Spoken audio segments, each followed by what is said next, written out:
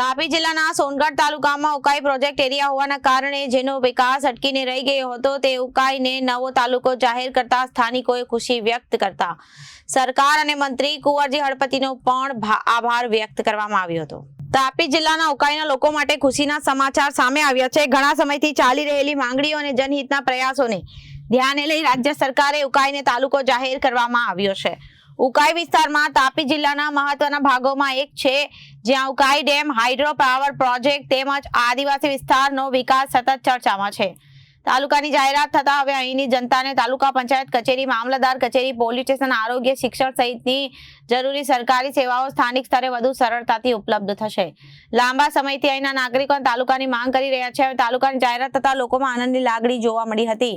વિકાસના નવા દ્વાર ખોલે તેવી આશા વ્યક્ત કરવામાં આવી છે। સરકારના નિર્ણયથી તાપી જિલ્લાના વિકાસ યાત્રા એક નવું પાનું ઉમેરાયું છે। ઉકાઈ તાલુકાની રચના સ્થાનિક લોકો માટે સુવિધા, પારદર્શિતા અને વિકાસની દિશામાં એક મહત્વપૂર્ણ પગલું સાબિત થશે। ગયા બુધવારની કેબિનેટમાં ગુજરાતના 17 જેટલા તાલુકા વિભાજન કરીને 17 નવા તાલુકા આપવામાં આવેલ છે, જેના ભાગરૂપે માંડવી 157 વિધાનસભાની અંદર સોનગઢ સાથે સંકળાયેલું ઉકાઈ ગામ, આ ઉકાઈ ગામને પણ અલગ તાલુકાનો દરજ્જો આપીને ઉકાઈની તમામ જનતાને એક ભેટ આપી એ બદલ હું ગુજરાતના મૃદુ અને મક્કમ સ્વભાવના મુખ્યમંત્રી શ્રી ભૂપેન્દ્રભાઈનો આભાર માનું છું।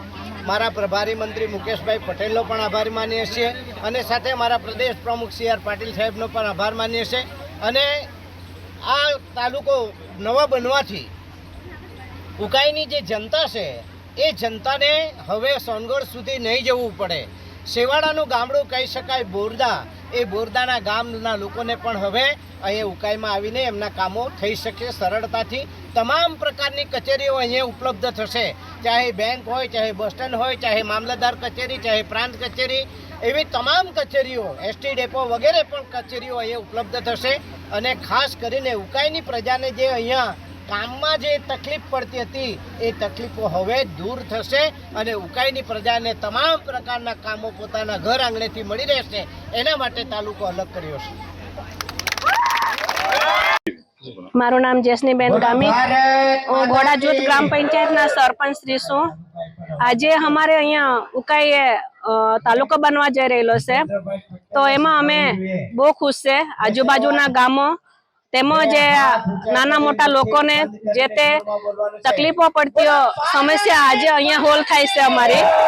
બીજું કે અમારા આજુબાજુના ગામડાઓને વિકાસ થશે અને ઉકાઈની અંદર જે માણસો ગરીબ પરિસ્થિતિમાં રહે છે એમનો પણ ડેવલપમેન્ટ થશે અને અલગ અલગ જાતિની કચેરીઓ અહીંયા આવશે।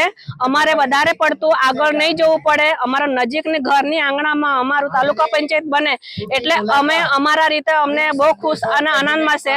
એ જ પ્રમાણે અમે અમારા ધારાસભ્ય કુંવરજી સાહેબનું હું આભાર માનું છું કે આજે એ અમારા ધારાસભ્ય ના હોતે તો આ અમારા તાલુકા નહીં બનતે, એમનો પણ હું આભાર માનું છું। એમ જ અમારા ભાજપના નેતા એવા મુખ્યમંત્રી સર, એમનો પણ હું આભાર માનું છું કે આજે અમે નાના માણસો છતાં અમારા ગામડાઓના લેવલ પર એને ધ્યાને લઈને અમારું નજીકમાં તાલુકા પંચાયત બનાવે છે, એટલા માટે હું એમનો પણ આભાર વ્યક્ત કરું છું અને આજુબાજુના લોકોનો પણ અહીંયા સાથ સહકાર એવો હું કહું છું। મારું 2 શબ્દો બોલ્યા।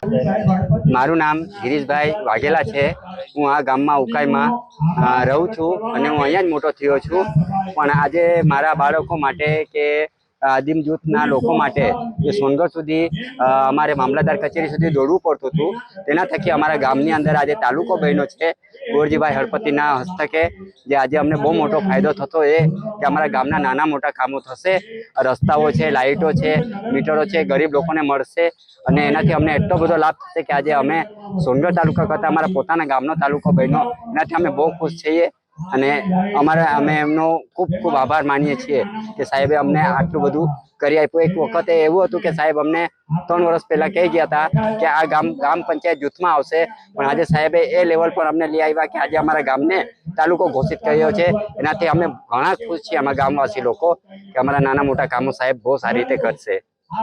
Bureau report, Janadesh news.